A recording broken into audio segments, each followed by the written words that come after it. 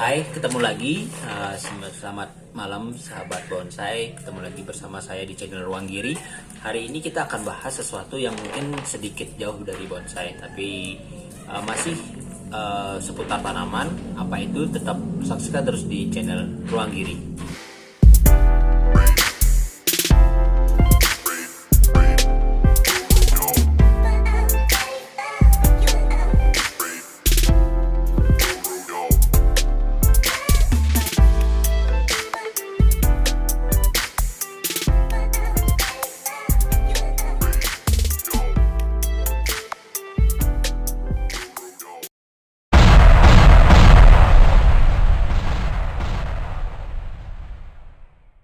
Oke, hari ini kita akan bahas sesuatu yang jauh dari bonsai tapi masih berkaitan masalah tanaman.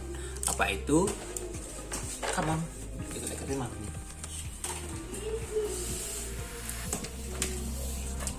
Ya. Ini adalah tanaman komoditas salah satu yang paling banyak diproduksi atau ditanam di daerah pegunungan ya. Khususnya di daerah Kintamani. Ini adalah cengkeh yang cukup mahal di pasaran, dan hari ini kita akan bahas tanaman ini dan bagaimana penanaman dan pasca panennya. Oke?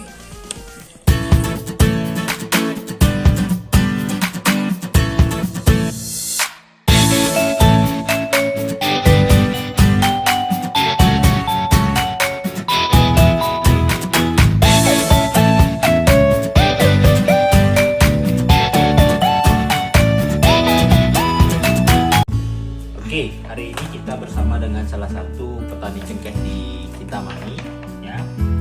Mungkin perkenalan diri dulu. Dengan siapa, Ibu? Lina. Oke, beliau adalah salah satu petani cengkeh di Kintamani. Profesi beliau selain sebagai petani juga adalah sebagai seorang dokter. Ya, jadi cengkeh ini merupakan salah satu mungkin yang sudah mendarah daging, karena orang tua beliau juga berasal dari petani cengkeh dan petani jeruk yang ada di sekitar Kintamani. Jadi kita akan bicara banyak nanti tentang cengkeh. Oke, Ibu Lina, Ya. Apa yang sebenarnya kita lakukan hari ini? Ini namanya, kalau istilah Balinya, ngepik cengkeh. Ngepik cengkeh. Oke. Ngepik cengkeh itu apa sebenarnya? Apakah memang memetik, memanen, atau apa sebenarnya ini? Apakah memang harus? Wah, sudah ada backsound sepertinya di belakang saya. Jadi ngepik cengkeh ini adalah proses memisahkan bunga cengkeh dari batangnya, tangkainya, ya tangkainya. Benar.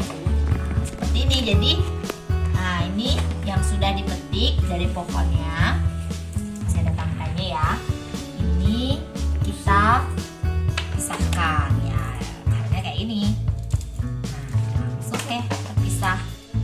Nah, ini batangnya kita pisahkan. Nah, tujuannya apa sih kita mau pisahkan ini?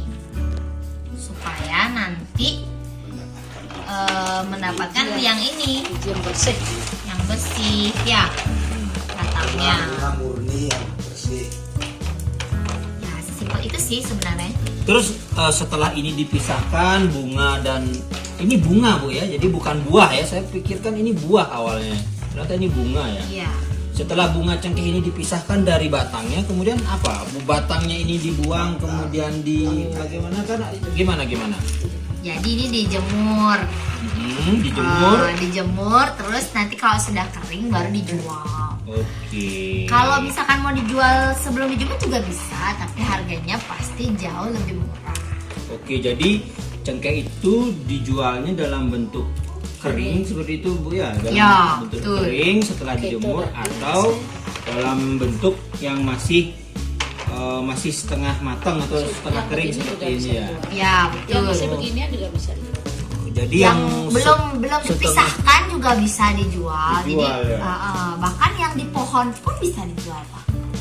Jadi yang masih di pohon bisa dijual, sudah dipetik masih ada tangkainya juga bisa dijual. Yang sudah dipisahkan dengan tangkainya juga sudah bisa dijual. Sudah kering itu harganya beda. Jadi semakin dia kering, semakin gini, semakin kering semakin bagus ya jadinya. Ya, harganya mahal, semakin ya. mahal. Oke. Kemudian tangkai-tangkainya sendiri apa ada manfaatnya, Bu? Apakah hanya Ada memang manfaatnya, bumbunya saja ya? ada manfaatnya juga, dijual juga. Bisa Makanya dijual juga ya, Bu ya? Cengkeh ini sampai tangkainya pun ada nilainya. Oh, begitu. Kalau dulu cukup mahal, kalau sekarang ya lebih murah lah. Tapi bisa dibilang tanaman cengkeh ini multiguna ya, di samping bunganya bisa dijual, ranting tangkainya pun juga bisa dijual ya. Iya, benar sekali. Daunnya Ya, juga juga bisa dijual. Minyak cengkeh. Wah, banyak sekali ya semeton bonsai bahwa cengkeh itu adalah komoditas pertanian yang banyak sekali gunanya, banyak sekali manfaatnya. Bahkan bisa dijual dengan metode penjualan yang berbagai macam cara. Bisa dijual dalam bentuk kering, dalam bentuk setengah kering, setengah basah, atau dijual di pohonnya sendiri. Ya, jadi istilahnya apa, Bu? Dipajak. Dipajak itu diborong sama pohon-pohonnya, tapi tidak diborong setanah-tanahnya. Ya. Ya, baik, selanjutnya. Nah, sekarang ini kan kita di daerah Kintamani, tapi memang rata-rata tanaman seperti ini ditemukan di daerah seperti di daerah Kintamani, Bu ya. Nggak juga sih. Nah, artinya ya justru kalau Kintamani sekali yang dingin sekali nggak bisa hidup dia. Oh, enggak ya. Terus yang lebih agak anget-anget gitu. Jadi yang udaranya itu agak tidak terlalu panas tapi juga tidak terlalu dingin. Kering. Jadi Iya. Kintamani daerah bawah ini yang sudah Oke. perbatasan dengan Singaraja biasanya banyak sudah kita temui. Kalau di Singaraja tambah banyak. Ya, pantas saya dari Denpasar tidak pernah menemukan tanaman cengkeh di Ya. Denpasar, Bu ya. Lantas juga Anda tidak tahu istilah ngepik cengkeh. Saya tidak tahu istilah Tidak ngepik tahu, cengkeh. Ya. ya.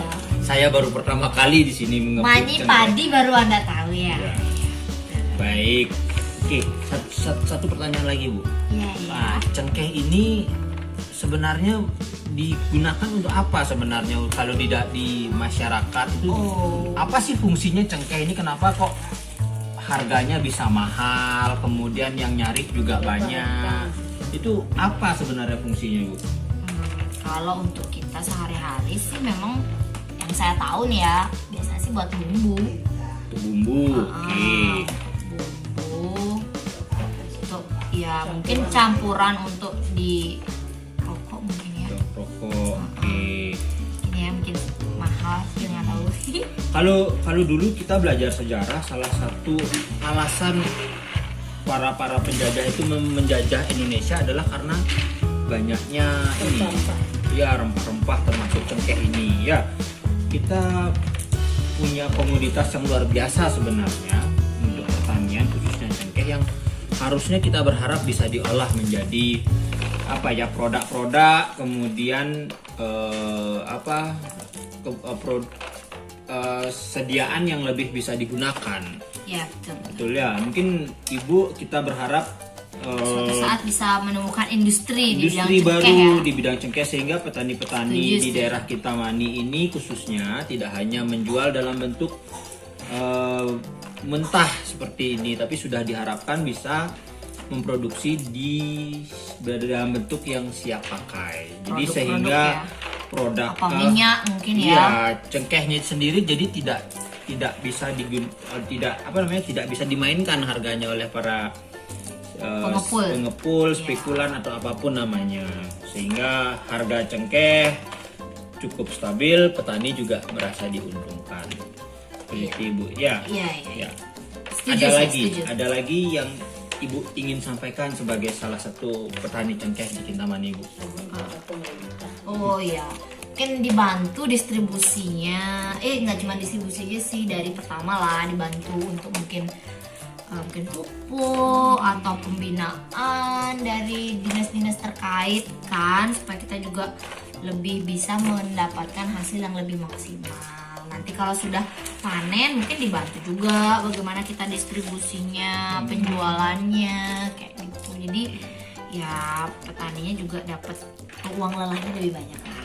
Ya, intinya diharapkan ada modernisasi ya Bu ya. Ya, Jadi kita diharapkan betul. petani tidak hanya metode Gini-gini penjualannya aja. nggak seperti yang cara-cara yang Kalau lama bisa online. ya. Kita difasilitasi ada penjualan Online. produk-produk perkebunan secara Ya, online. mudah-mudahan video ini Mudah-mudahan. bisa didengar Bu ya oleh para Mudah-mudahan apa namanya para Pemegang kebijakan. pemegang kebijakan dan generasi muda diharapkan lebih banyak yang tertarik sama dunia Iya, betul. pertanian dalam hal ini cengkeh, karena kan sentuhan-sentuhan kaum muda itu diharapkan bisa membawa kemajuan ya. Ya, betul untuk sekali. apa namanya perkembangan pertanian. Ya. Oke, Sudah. itu saja video kita hari ini, video singkat tapi saya harap bisa berguna untuk kita ke depannya. Kita berada di Kintamani, salah satu pegunungan yang ada di Bali yang udaranya sejuk dan di Banjar Kembang Sari. Ya, Kintamani di Banjar Kembang Sari, Desa Satra.